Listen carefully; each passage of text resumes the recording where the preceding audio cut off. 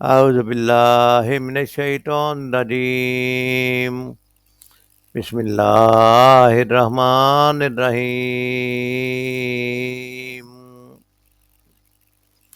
کما ارسلنا فیکم رسولا منکم یتلو علیکم آیاتنا ویزکیکم ویعلمکم الکتاب والحکمت ویعلمکم ما لم تکونوا تعلمون کما جیسا کہ ارسلنا ہم نے بھیجا فیکم تم میں رسولاً ایک رسول منکم تم میں سے یتلو وہ پڑھتے ہیں علیکم تم پر آیاتنا ہماری آیتیں یا ہمارے حکم یعنی قرآن کی آیتیں ویزکیکم اور پاک کرتے ہیں تمہیں ویعلمکم اور سکھاتے ہیں تم کو الکتاب کتاب والحکمت اور حکمت ویعلمکم اور سکھاتے ہیں تم کو ما لم تکونوا جو تم نہ تھے تعلمون جانتے یعنی تمہیں وہ کچھ سکھاتے ہیں جو تم نہیں جانتے تھے کما ارسلنا فیکم جیسا کہ ہم نے بھیجا تم میں رسولم منکم رسول تم ہی میں سے یتلو علیکم آیاتنا تلاوت کرتا ہے تم پر ہماری آیتوں کی ویزکیکم اور وہ تمہیں پاک کرتا ہے وَيُعَلِّمُكُمُ الْكِتَابَ وَالْحِکْمَةَ اور تمہیں تعلیم دیتا ہے کتاب کی اور حکمت کی وَيُعَلِّمُكُم مَا لَمْ تَكُونُوا تَعْلَمُونَ اور وہ سکھاتا ہے تمہیں وہ کچھ جو تم نہیں جانتے تھے سورۃ البقرہ کی آیت نمبر 151 کا لفظی ترجمہ پڑھا گیا ہے مفہوم اس آیت کا یہ ہے جس طرح تمہیں اس چیز سے فلاح نصیب ہوئی کہ میں نے تمہارے درمیان خود تم میں سے ایک رسول بھیجا جو تمہیں میری آیات سناتا ہے تمہاری زندگیوں کو سنوارتا ہے تمہیں کتاب اور حکمت کی تعلیم دیتا ہے اور تمہیں وہ باتیں سکھاتا ہے جو تم نہ جانتے تھے اس آیت میں بتایا گیا ہے اس چیز سے فلاح نصیب ہوئی جیسا کہ یہ کس چیز سے مسلمانوں کو فلاح نصیب ہوئی قرآن پاک سے جیسا کہ اس سے پچھلی آیات میں پتہ لگتا ہے ہمیں کہ رسول جو ہے وہ حضرت ابراہیم علیہ السلام کی دعا سے انہی میں سے ایک رسول بھیجو حضرت ابراہیم علیہ السلام نے دعا مانگی تھی اور پھر مفتی تقی عثمانی صاحب اس آیت کی تفسیر میں لکھتے ہیں کہ جس طرح حضرت ابراہیم علیہ السلام کی دعا قبول کرتے ہوئے تم پر یہ انعام فرمایا کہ تمہیں معتدل امت بنا کر آئندہ ہمیشہ کے لیے انسانیت کی رہنمائی عطا کر دی جس کی ایک اہم علامت یہ بھی ہے کہ ہمیشہ کے لیے کعبے کو قبلہ بنا دیا گیا اسی طرح حضرت ابراہیم علیہ السلام کی دوسری دعا قبول کرتے ہوئے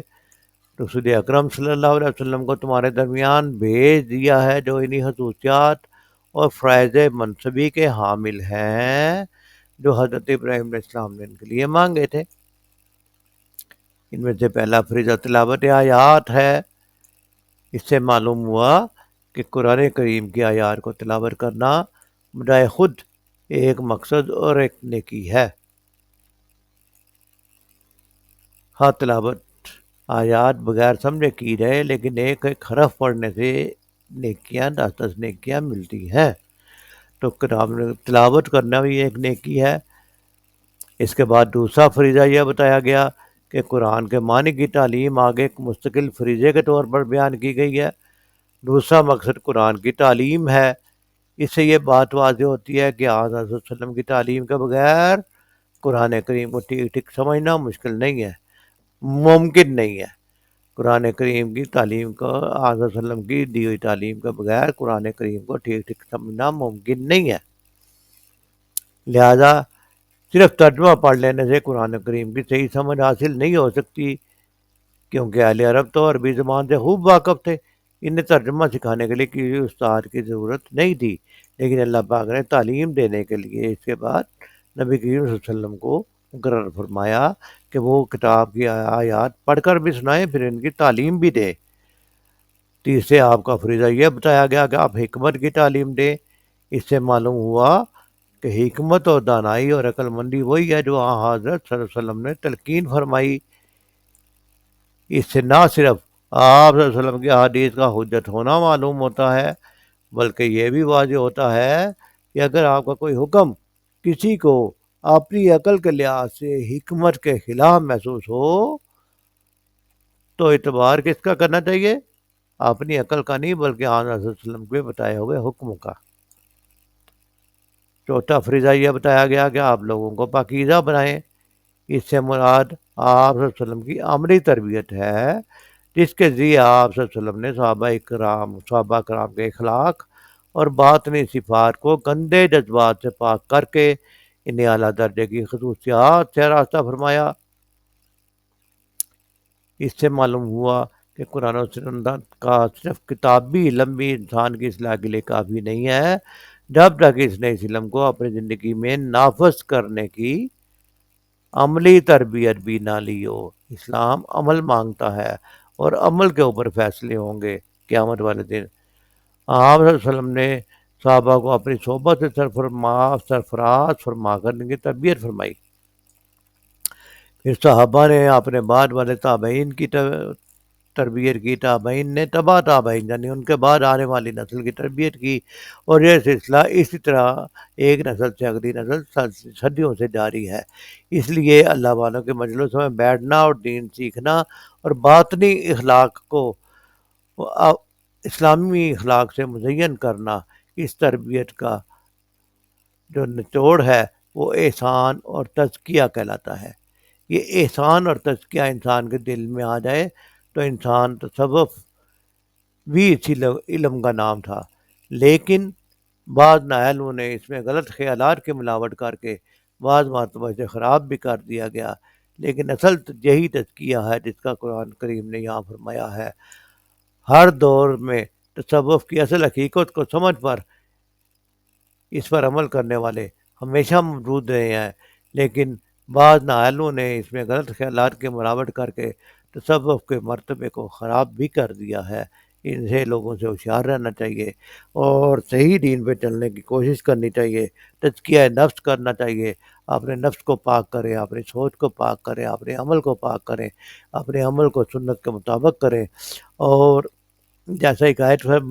میں بتایا گیا ہے کہ دین اسلام ہمیں جو ملا ہے، یہ کتاب جو ملی ہے، یہ بھی کما ارسلنا فیکم رسولا، رسول کے وسلم کے ذریعے وہ ہمیں جب آیتیں پڑھ کر سناتے ہیں، ہمارے نفس کا تزکیہ کرتے ہیں، ہمیں کتاب اور حکمت کی تعلیم دیتے ہیں، اور ہمیں وہ باتیں دیتے ہیں، وہ باتیں سکھاتے ہیں جن کا مطلب ہم نہیں جانتے تھے۔ تو یہ جو ہے یہ بہت اللہ کریم نے ہم پر احسان فرمایا ہے، اور نبی کریم صلی اللہ علیہ وسلم کا خصوصی محنت جو ہے وہ اسی کام میں تھی کہ ایک قوم تبھی بن جائے جو نبی صلی اللہ علیہ وسلم کی تعلیمات پر عمل کرے گی۔ خانہ کعبہ کو قبلہ مقرر کرنا بھی ایک نعمت ہے، پیغمبر اسلام کو نبی کریم صلی اللہ علیہ وسلم کو پیغمبر بنا کر بھیجنا بھی ایک نعمت ہے، ان کا نبی کریم صلی اللہ علیہ وسلم کا قرآن کی آیتیں پڑھ کر سنانا، ظاہری اور باطنی پاکیزگی کے طریقے بتانا، اور قرآن مجید کے قانون پر چلنا سکھانا، اور ان اصولوں کی باریکیاں امت کو سمجھانا، یہ سب امت پر نعمتیں ہیں، احسان ہیں، تاکہ یہ امت علم اور عمل دونوں اعتبار سے ساری امتوں پر سبقت لے جائے اور جنت کی راہی بنے۔ اللہ تعالیٰ مجھے اور آپ کو دین کو بہتر طور پر سمجھنے اور اس پر عمل کرنے کی توفیق عطا فرمائے۔ وما علینا الا البلاغ۔